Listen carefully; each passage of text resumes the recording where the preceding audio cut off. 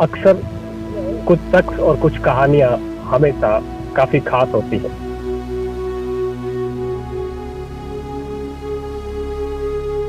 11 तारीख रात को 7 बजे गरसाना से रवाना होकर 13 तारीख को सुबह 3 बजे हम लोग यहाँ से तकरीबन 550 किलोमीटर दूर रास्ता सफर तय करके और साझा बॉर्डर के ऊपर सुबह मॉर्निंग 3 बजे पहुंच चुके थे।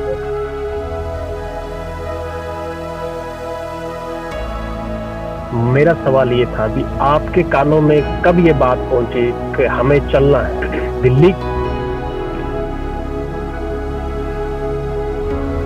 सिंह सभा गरसाना की मैनेजमेंट कमेटी से बात की और उन्होंने हमारे साथ स्टार्टिंग में चावल है, दाल है, आटा है, बड़ी बड़ी भट्टियां हैं, ये हमारे साथ डाल के पहले दिन ही ट्रैक्टर ट्रालियों में भेज दी। और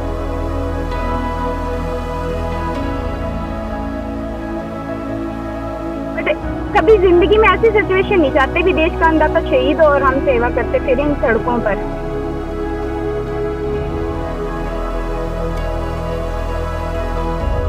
पति के साथ ही हूँ और वैसे मैं किसानों के हमेशा मदद करती हूँ। पहले मैं 5 साल प्रधान थी, वहाँ पे हमारे पानी की कमी आ गई तो मैं 7 दिन पानी भूख हड़ताल पे बैठी रही, सिर्फ पानी पानी पीती थी।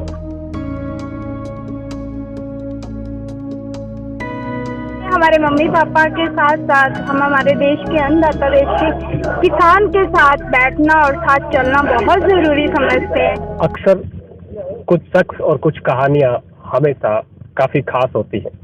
शाहजहांपुर बॉर्डर पर हम लगातार 10 दिनों से कवरेज कर रहे हैं। इस कवरेज के दौरान हमारे सामने एक ऐसे शख्स आए जो अपने परिवार के साथ जब से यहाँ धरना शुरू हुआ था तब से यहाँ बैठे हैं और लगातार यहाँ आने वाले किसानों के लिए खाने की व्यवस्था कर ही रहे हैं। उसके साथ साथ उनको कोई परेशानी ना हो इसके लिए भी ये पूरे तत्पर रहते हैं अपने पूरे परिवार के साथ। आज तक उनका परिवार, उनकी पत्नी, उनकी बेटी और वो खुद अभी तक इस आंदोलन के बाद घर नहीं गए हैं। हम उनसे जानने का प्रयास करेंगे भी ये हौसला कहाँ से आता है और जिस प्रकार से उन्हें समर्पण किया है इस आंदोलन को, किसानों के प्रति समर्पण किया है, उस पर हम चर्चा करेंगे। जी पवन जी, मैं आपको एक परिचय और दे दूं। पवन जी गरसाना से पूर्व विधायक भी है। पवन जी, हमारा सवाल ये है कि आंदोलन की शुरुआत हुई, लेकिन आपके कानों तक इस आंदोलन की शुरुआत कैसे पहुंची? देखिए, हम लोग किसान सभा खेत मजदूर यूनियन में काम करते हैं, तो अक्सर देश के अंदर लंबे दशक से छोटे बड़े जन आंदोलन लगातार होते रहे हैं और होते आ रहे हैं। और उन्हीं से निकल के जब ये देखा कि मोदी सरकार पहले 3 अध्यादेश लेके आई, फिर कैबिनेट के बाद में इन्होंने संसद में रखा, संसद में बहस करने के बाद में ये राज्यसभा में जबरदस्ती इन्होंने पास करवाया, तो पूरा सिस्टम इनका देखा लगा ये कानून किसान विरोधी है। और जब इनको आनन फानन में कोरोना काल के अंदर लागू करवा दिया तो निश्चित रूप से ये प्रश्न चिन्ह था। और जो हमारे विशेषज्ञ थे उन्होंने इसकी कमियां निकाल के ये साबित ही कर दिया कि तीनों जो कृषि कानून है तीनों किसान विरोधी है। इसका असर किसान पे नहीं, मजदूर पे, छोटे मंझले व्यापारियों पे पड़ेगा। सवाल यही खड़ा होता है जिस प्रकार से आपने हौसला किया। मेरा सवाल ये था कि आपके कानों में कब ये बात पहुंची कि हमें चलना है, दिल्ली की ओर चलना है, दिल्ली की ओर कूच करना है, क्योंकि हमारे किसान भाई ये लड़ाई लड़ रहे हैं? देखिए, हम जब 26 नवंबर को टिकरी बॉर्डर और शाहजहांपुरा बॉर्डर के ऊपर किसानों का जमावड़ा शुरू हुआ, तो जमावड़े में हमने देखा कि किसान बिल्कुल पूरी ताकत से, किसान संयुक्त मोर्चा है वो आगे बढ़ चुका है। और हम लोग 1 तारीख को शाहजहांपुर और टिकरी बॉर्डर गए। मैं वहाँ 6 दिन रुका। 6 दिन मैंने वहाँ की परिस्थितियों को बड़े नज़दीक से देखा और मुझे भी ये लगा कि क्यों न राजस्थान के अंदर भी हम लोग इनकी तर्ज के ऊपर, इन्हीं की तरह, इन्हीं के जैसा ये आंदोलन खड़ा करने में हम कामयाब हो। क्योंकि 8 तारीख को ये था कि हमारा चक्का जाम था पूरे भारत के अंदर। हमने 8 तारीख को पूरा चक्का जाम रखा और उसके बाद में हमने अपनी कमेटी से फैसला करके 11 तारीख रात को 7 बजे गरसाना से रवाना होकर 13 तारीख को सुबह 3 बजे हम लोग यहाँ से तकरीबन 550 किलोमीटर दूर रास्ता सफर तय करके और साझा बॉर्डर के ऊपर सुबह मॉर्निंग 3 बजे पहुँच चुके थे। नहीं, जहाँ तक हमने 10 दिनों से यहाँ कवरेज कर रहे हैं, हमने जाना, अब तो यहाँ पर ऐसा लगने लगा जैसे एक परिवार हो चुका है। आपको जो भी लोग मिलते हैं वो एक परिवार के भांति मिलते हैं, क्योंकि आप भी एक फैमिली टाइप यहाँ रहने लगे हैं, क्योंकि यहाँ पर रसोई भी आपने बनाई है, रसोई की व्यवस्था की है, लंगर की व्यवस्था आप कर रहे हैं। ये आप में ख्याल कैसे आया, या फिर लोग कैसे जुड़ते गए आपके साथ, और लंगर की व्यवस्था की शुरुआत कहाँ से हुई, कैसे आपने हौसला किया? देखिए, जो पंजाब का जो आंदोलन चल रहा है, उस आंदोलन में हम आपको वही चीज़ दोहरा रहे हैं कि वहाँ हमने देखा कि किसान के लिए खाने पीने की कोई कमी नहीं है। उनके साथ उनके रहने के लिए, उनके सर्दी से बचने के लिए कंबल है, रजाई है, बहुत से दानदाता आगे आ चुके। तो ये स्वाभाविक था कि हम भी उसी हरियाणा और पंजाब के बॉर्डर पे बैठे हैं, तो इसका असर यहाँ होगा, और वो संभवतः दूसरे दिन मुमकिन हो गया। और उसी का नतीजा हम अपने इलाके से, जिस इलाके में आते हैं, हमारा इलाका गंगानगर हनुमानगढ़ जिला पंजाबी इलाका है, यानी कि हमारे जिले को मिनी पंजाब भी कहते हैं। स्वाभाविक है, वहाँ हमारे ये सिख कम्युनिटी भी बहुत ज़्यादा है, हमारे हर गांव में गुरुद्वारा साहब है। तो जब हम उनसे मिले तो उन्होंने भी हमें ये कहा कि आप पहले जा रहे हो तो आप यहाँ से, हमारे यहाँ से जो आप व्यवस्था चाहोगे वो ले जा सकते हो, और आप लंगर व्यवस्था को चलाना चाहते हो तो आप चला सकते हो। हमने हमारे गुरुद्वारा सिंह सभा गरसाना की मैनेजमेंट कमेटी से बात की, और उन्होंने हमारे साथ स्टार्टिंग में चावल है, दाल है, आटा है, बड़ी बड़ी भट्टियाँ है, ये हमारे साथ डाल के पहले दिन ही ट्रैक्टर ट्रालियों में भेज दी। और हम जानते थे, देखो हम जन आंदोलन में करते हैं, जन आंदोलन से निकले हुए, हमें पता है कि आने वाले लोगों की पहली प्राथमिकता इस सर्दी के अंदर रजाई, गदेला और रहने की व्यवस्था, और उसके साथ उसके भोजन की व्यवस्था जरूरी है, ताकि आंदोलन लंबा जा सके। आपने जो ये काम किया, उसके बाद कितने लोग अभी जो है आपके साथ जुड़े हुए हैं, जो लगातार इस सेवा में आपके भागीदार भी हैं? और फिलहाल जिस प्रकार के आरोप भी लगते हैं, अभी इंटरनेशनल फंडिंग होती है या इस प्रकार का कोई फंड आता है जो किसानों को कहीं ना कहीं बरगलाने का प्रयास कर रहा है, इन चुनौतियों का भी आप सामना कर रहे होंगे? देखिए, ऐसा नहीं है। आप जिस धुने के ऊपर अभी हम लोग बैठे हैं, हम आपके दर्शकों से हम रूबरू हो रहे हैं, ये भिवानी जिला पड़ता है, यहाँ से 150 और 200 किलोमीटर के बीच में है। ये लोग हमारे साथ दूसरे दिन ही आ गए थे। आते ही इन्होंने यहाँ बैठे, हम हमारे से इनकी मुलाकात हुई, परिचय हुआ।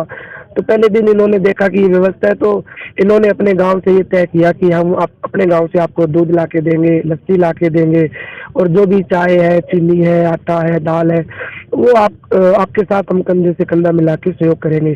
तो ऐसा ग्रुप बनते गए, और आज तक भी पिछले 27 दिनों से ये अपने गांव से सुबह अनाउंसमेंट करते हैं, वहाँ गांव से दूध इकट्ठा हो जाता है।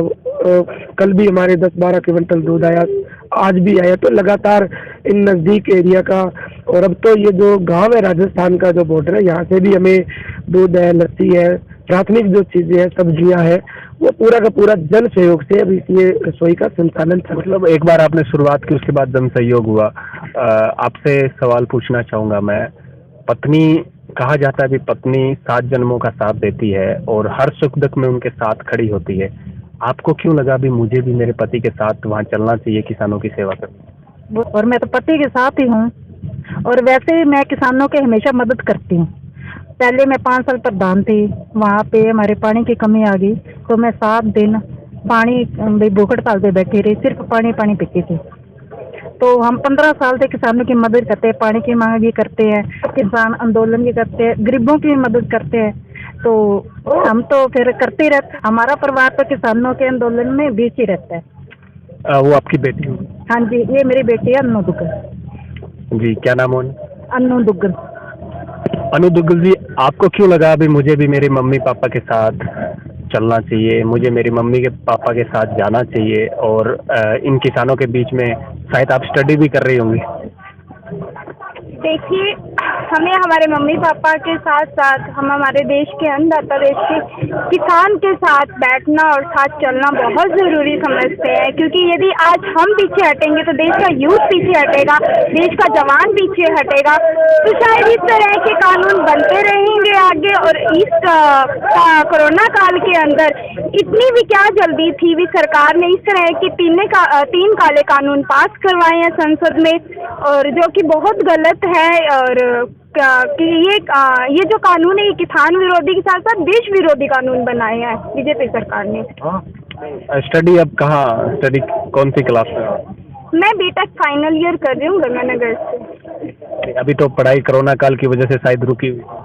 हाँ जी, ऑनलाइन क्लासेस चल रही है हमारी। तो आपने सोचा होगा अभी फ्री बैठी हूँ तो कम से कम मम्मी पापा के साथ किसानों की सेवा कर सकूँ। नहीं, यदि इस टाइम मेरी स्टडी भी होती तो शायद मैं इधर आती, क्योंकि हमारा देश अब कहीं ना कहीं प्राइवेट निजीकरण की तरफ बढ़ी जा रहा है, जो कि हमारे लिए भी उतना ही खतरनाक है। हमारी रेलवे भी बिक चुकी है, हमारे एयर बिक चुके हैं, सब कुछ बिक चुका है। हमारी स्टडी, अब हम देश का अन्नदाता बिकने जा रहा है और एक तरह से इन्होंने बेच ही दिया। बस देश का अन्नदाता वो स्वीकार नहीं कर रहा है इस तरह के कानून को, और वो सड़कों पर उतर गया है। और थोड़े टाइम में देश का यूथ सड़कों पर उतरेगा और जब इन सरकार से पूछेगा भी कहाँ है हमारी नौकरियाँ, कहाँ है रोजगार, जो जिस रोजगार के लिए ये सत्ता में आए हैं बोल बोल के भी हम इस तरह से नौकरियां देंगे, कहाँ है वो नौकरियां जो करोड़ों में बोल रहे थे, वो लाखों में भी तब्दील नहीं हुई हैं अभी तक। तो अवश्य है सरकार को इस तरह का जवाब देना पड़ेगा और यूथ को जरूर किसानों की सपोर्ट में आना पड़ेगा, क्योंकि हम देश के अन्नदाता की ही बेटियां हैं और बेटे हैं, क्योंकि हम देश का अन्न खाते हैं। हमारी स्टडी एजुकेशन वो एक तरफ मायने रखती है, बट देश के इस तरह का कानून पास होते हैं तो हम देश के नागरिक हैं, तो हमें इस तरह से देश की जनता के साथ आना ही होगा। लगातार हम 10 दिनों से कवरेज कर रहे हैं, आपको देख रहे हैं, आपकी मम्मी आपके पापा चूल्हे पे आप साथ दे रही हैं, रोटियां आप पका रही हैं, एक परिवार का सा माहौल बन गया है। कैसा लग रहा है आपको यहाँ पर सेवा करके, जिस तरीके से यहाँ के अन्नदाता, जो पूरे देश के अन्नदाता हैं, वो यहाँ पर आंदोलन कर रहे हैं और आप यहाँ पर उनके लिए खाना पका रही हैं?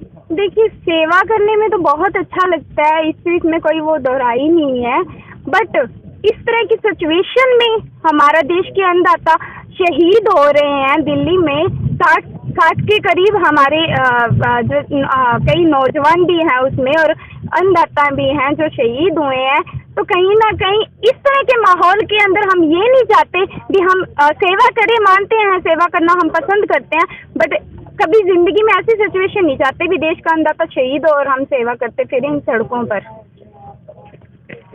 ये पूरा जो परिवार है वो लगातार 13 तारीख से आंदोलन की यहाँ शुरुआत हुई थी। शाहजहाँपुर बॉर्डर पर अचानक एक ऐलान हुआ भी हमें राजस्थान की बॉर्डर को रोकना है, हरियाणा दिल्ली कूच करना है। लेकिन हुआ यूं कि शाहजहाँपुर बॉर्डर पर संयुक्त किसान मोर्चा का एक टेंट गाड़ा गया और वो पहला टेंट इन्हीं के थ्रू गाड़ा गया था। उसके बाद जो है यहाँ पर कारवां जुड़ता गया और पूरा देश का किसान आज इनके साथ है और ये आज भी उन किसानों की सेवा में लगे हुए हैं। हम उम्मीद करते हैं हम आपको आगे भी ऐसी कहानियों से रूबरू करवाएंगे, क्योंकि किसान आंदोलन में भी बहुत सारी अच्छी चीजें निकल कर आती है। बस फर्क इसी बात का है भी हम किस नज़र से देखते हैं और किस दिमाग से सोचते हैं।